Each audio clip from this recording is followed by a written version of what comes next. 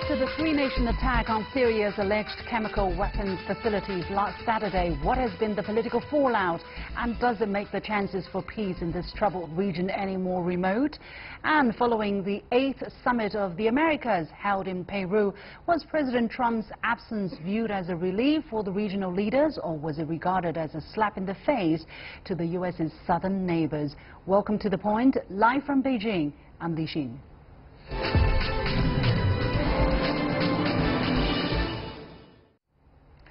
A visit by chemical weapons inspectors from the United Nations to the site of a suspected gas attack in Syria was delayed on Monday as Western powers and Russia traded accusations after the US, Britain and France fired more than 100 missiles at 3 alleged chemical weapons facilities early Saturday. Moscow condemned the 3 countries for refusing to wait for the findings of the UN inspection team about the alleged attack on Douma before they launched the strikes.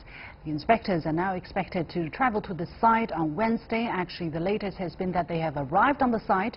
So what was President Trump's underlying goal in ordering the attack on the alleged facilities, and what will be the political fallout from this attack? Joining me for the discussion are Ammar Waqqaf, founder and director of Gnosos, an organization expressing stakeholder opinion in Syria and the Middle East, and Sergey Sanakoev, president and CEO of the Russian-Chinese Analytical Center. Gentlemen, welcome to the show. Now, the morning after the strikes, U.S. President Donald Trump tweeted, "Mission accomplished." Mr. Sanakoev, what exactly was the mission? A simple retribution for an alleged chemical attack, or something more fundamental? I think from the beginning mission was a little bit different from the result, what has happened. I don't know exactly, and nobody knows what means the words of Mr. Trump. I hope that that means that he is not going to escalate tensions. As for me, for my opinion, Mr. Trump is not independent in his decisions.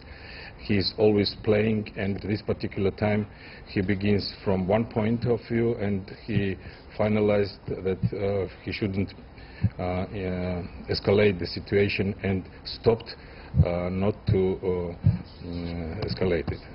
Mr. Waqqaf, in your opinion, what do you think is the mission that President Trump meant? Do you think he accomplished it? Well, I think there is a sense in the West to tell their people, the public opinion in the West, that they have done what they had planned, giving the sense that we've accomplished something and we've done a very good job. However, we believe that the mission, the end mission, what happened on Saturday morning, was a very watered down version of what had been planned before. We've heard rumors of more than one day strikes, or an operation extending for more than one day, hitting multiple targets, wiping out airports and so on and so forth. Probably, or most probably, because of the Russian counter threats and the deployment of forces and so on. The mission itself was watered down to striking only a handful of targets. And if we take into consideration that they must have targeted at least one airport, then this corroborates the Russian/Syrian version that a number of missiles were shot down, and this tells you that the mission wasn't really successful, suggests that the mission wasn't really successful. But he, Mr. Donald Trump, and what we've heard also in London by the Prime Minister Theresa May, they're trying to give the impression that they've done exactly what they wanted to do, probably to avoid questioning and accountability by their respective legislative Parliament and Congress. Right. You mentioned Theresa May and the domestic situation in these 3 countries. We have known that opposition groups in the US, UK and France have been strongly criticizing the raids. So Mr. Waqqaf, to you again, what kind of backlash can these leaders expect? Do you think they're worried about that? Well, yes. The session we've had yesterday was not, as expected, a very heated one. The focus was mainly whether the Prime Minister should have consulted Parliament or not, and all the MPs spoke to that effect. However, I think people are waiting, and MPs are waiting for results of the OPCW team investigation in Douma. Should the OPCW team come out and say, well, there wasn't actually a chemical attack, or that there was a chemical attack, but it was obviously staged, then that's when the backlash would really start. How come you're endangering the lives of our servicemen? How come you're aggressing another country without any solid proof, and so on and so forth. So in concept, yes, they would agree that chemical weapons usage and so on shouldn't occur, but if it really proves that it turns out that there was no chemical attack, as many suspect actually, then that's when the backlash would start. That's really kind of ironic, right? Basically, the logic has been turned into, instead of prove first and then take action, it has been turned into take action and then prove or not. Exactly. So, Mr. Sanakoev, how do you look at the legitimacy or the legality of the Western coalition action in Syria? I think we should speak first of all about this, because this is something very strange and something new in the world policy, that politics, when we begin something from the words highly likely, after this we begin to punish it, and only after this we say about the investigation. If we do such things, I think it will be very dangerous for the world. So this is the most important, that all of this action is not legal. This is act of aggression, and we should say it directly.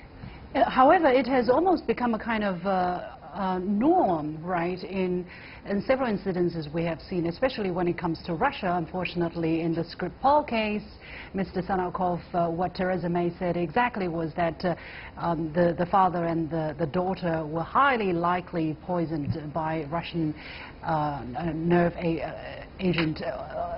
Why is people using that kind of narrative, and why this kind of narrative can really be accepted by, a big portion of the audience? You are absolutely right. These two situations is very close in these cases. I mean that in both situation from the beginning was highly likely. After this was some kind of punishment, and it's very important that beginning that no evidences, no investigation. So how they can make the investigation after a strike, after a missile strike, for example, in Douma? The same situation was in the Salisbury. So I think the reason is that they are not, they don't need any evidence. They say we are strong, and they already said that who is fault for both situations? Russia. So now Russia should be punished. This is the logic of these people, and it's very strange. Mr. Waqqaf, in case no trace of chemical weapons is found, in case it is not to be established who were behind these chemical weapons attacks, do you think the US, the UK or France are likely to find another excuse, or are they able to justify what they have done to Syria? They're already jumping on another wagon. They're saying that Russia and Syria are preventing the OPCW team from entering Douma. By the way, they've just entered Douma, as we understand.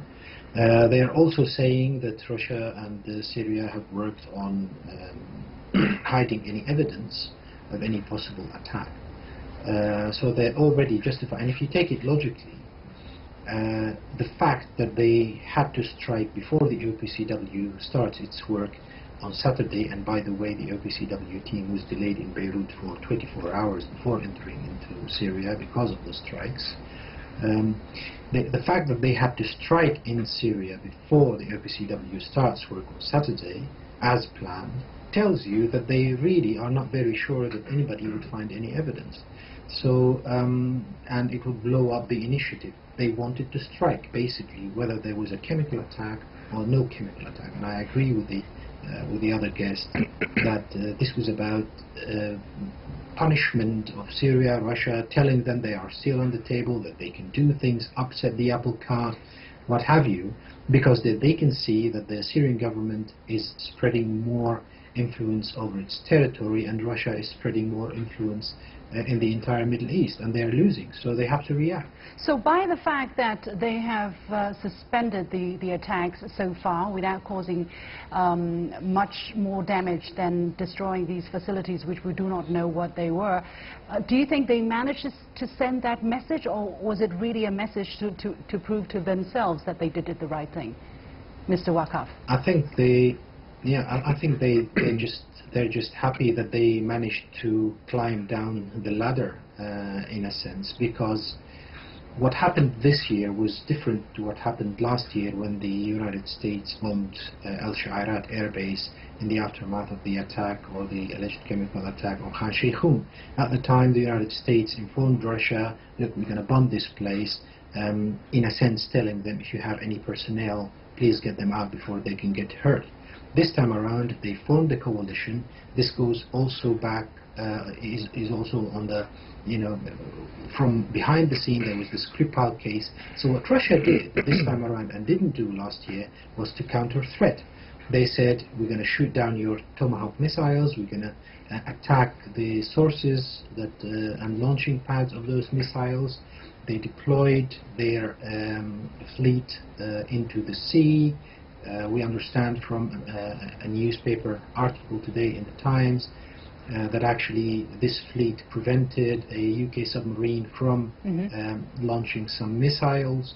They deployed, or at least got the permission of Iran to deploy strategic bombers in Iran, and so on. So they made a lot of moves in counter threats, and this put the allies, so to speak, or the aggressor nations, into a sort of pocket. They needed to go down the ladder, so they were quite happy to do whatever strike that they could muster, and strike only like 3 places, and tell the world that it was like the most brilliant job they had. They managed to do.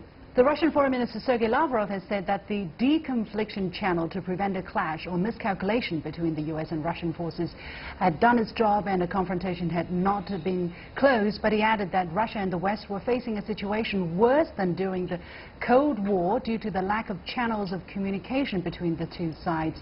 Mr. Sanakoev, whose fault was it? What exactly did he mean? First of all, let me say that it's very good that militaries are so responsible and they have this channel of communication. And what we can see that there was no big war in these days. I think this is because of this connection, because of this channel, and certainly nobody wants to strike each other. But he was talking. But Lavrov was talking yes, about the lack of a channel. Lack of the channels. So lack of the channels. He meant the channels of diplomatic, first of all, and certainly the fault is U.S. They begin. You remember from the punishing the Russia for the elections in U.S. that Russia was. Made something, I don't know what exactly, in these elections. After this was a lot of another things. We can see the sanctions, etc., etc. And now nobody is speaking.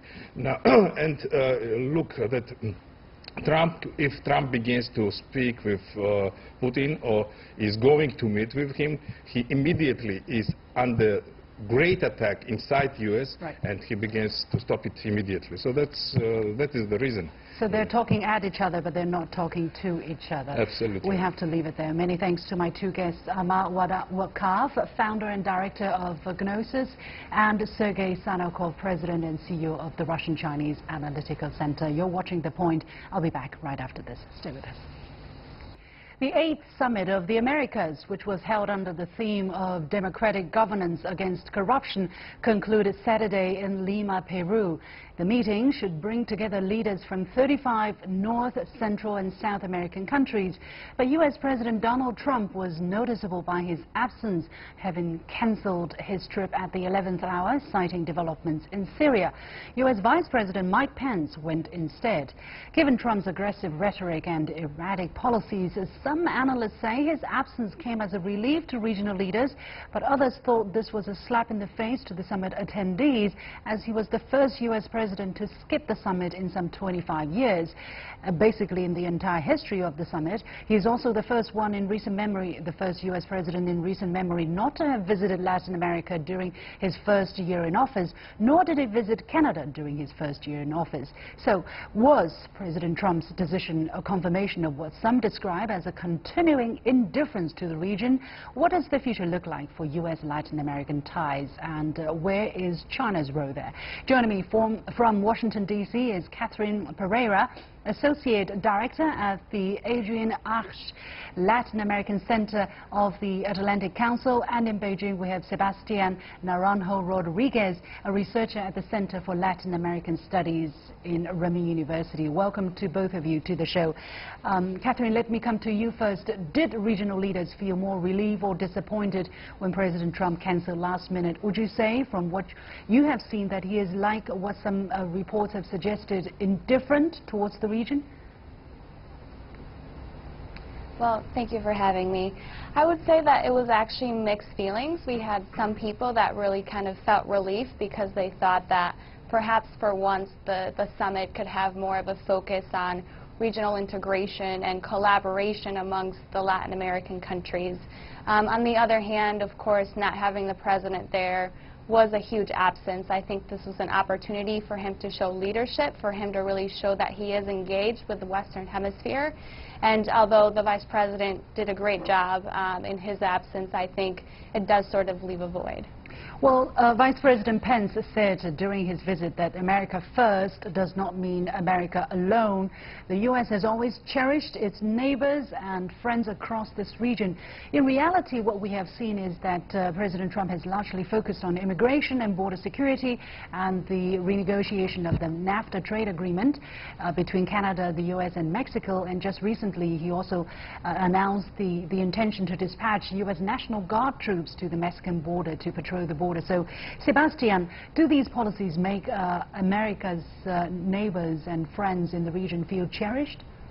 Historically, the United States has been a very important partner for most Latin American states, if not all states in Latin America. Therefore, this change in foreign policy will have a direct impact in the national policies, especially in countries that are directly affected, like Mexico. We have elections coming up this year, so we expect to see popularity with those parties and those candidates that are opposing this contrast in change in foreign policy towards Latin America. So, for instance, right now in Mexico, elections campaigning started 2 weeks ago, and we have 2 months ahead of us, and we see leftist candidate López Obrador very popular in view of the changes in foreign policy that the U.S. has now not only placed for Mexico, but the rest of Latin America, given that immigration is a problem that not only Mexico has, but the rest of Latin America. We have a lot of Latin American immigrants in the U.S. Right. Well, a recent Gallup poll results show that only 16% of Latin Americans approved of President Trump, a fraction of what Barack Obama's 62% first-year approval. So, Catherine, what are the reasons behind such low support, and what kind of impact is this kind of feeling going to have on policies and relations between the U.S. and the rest of the Americas?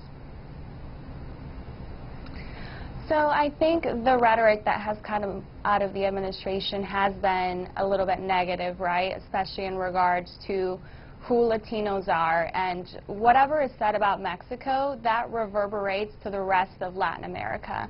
So I think that's something to keep in mind, that any time a tweet goes out or a comment is made about Mexico, that people within the whole region take that to also mean them.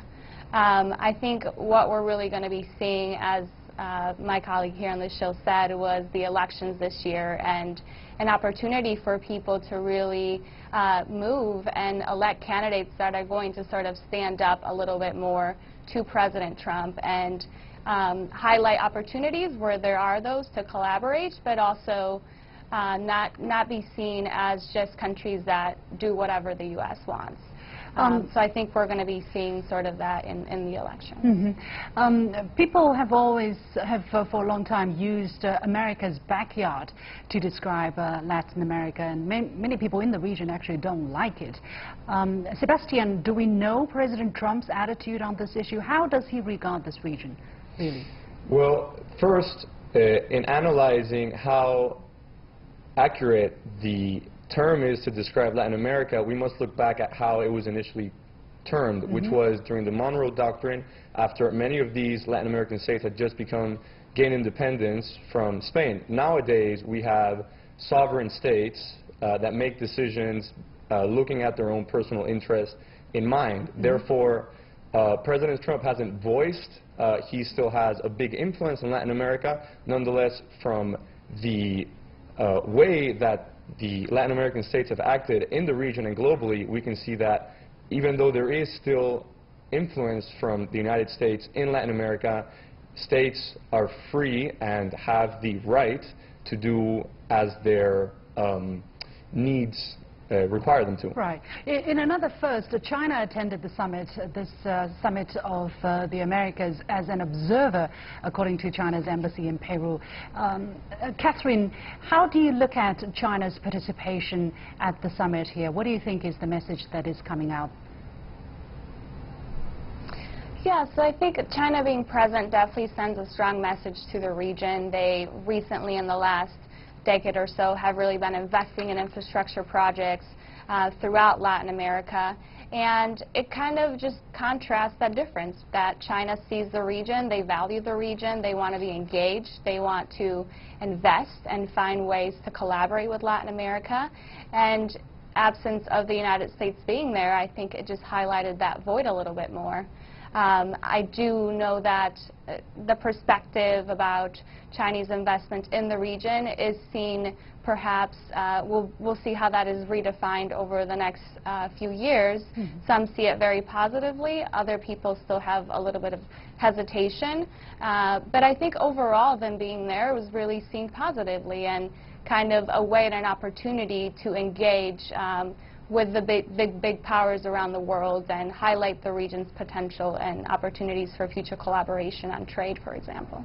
Indeed, China attaches great importance to that region. Chinese President Xi Jinping visited Latin America 3 times in 4 years, and China is also the largest or second largest trading partner for the majority of Latin American countries, and Latin America is also the second largest destination for investment from China after Asia. So, Sebastian, how is China's growing economic relationship with that part of the world seen by countries and leaders in that region?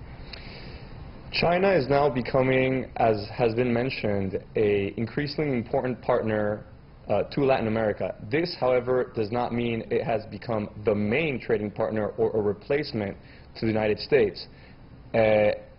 The way that most Latin American states have dealt with relations with China has been as a complement to the already strong relations with the U.S. For there are states in the region, such as Panama, Peru, who have engaged with both China and Latin America strong commercially without forgetting about who their closest neighbor is, which is the U.S.